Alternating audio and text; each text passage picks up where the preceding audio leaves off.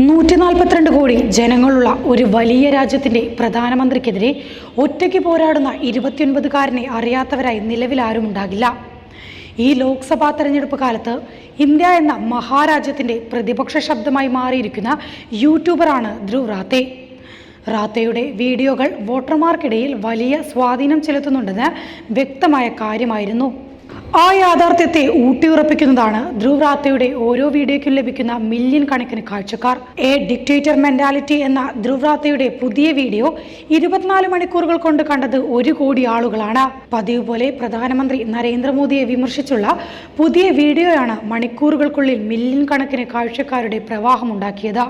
A dictator mentality എന്ന് പേരിട്ടിരിക്കുന്ന വീഡിയോയിൽ നരേന്ദ്രമോദിയുടെ ഏകാധിപത്യ സ്വഭാവവും ഇരട്ട വ്യക്തിത്വവും അവസരവാദവും സംബന്ധിച്ച വിശദീകരണങ്ങളാണ്. വീഡിയോ ഇതിനകം സമൂഹ മാധ്യമങ്ങളിലടക്കം വലിയ ചർച്ചാ വിഷയമായിരിക്കുന്നു.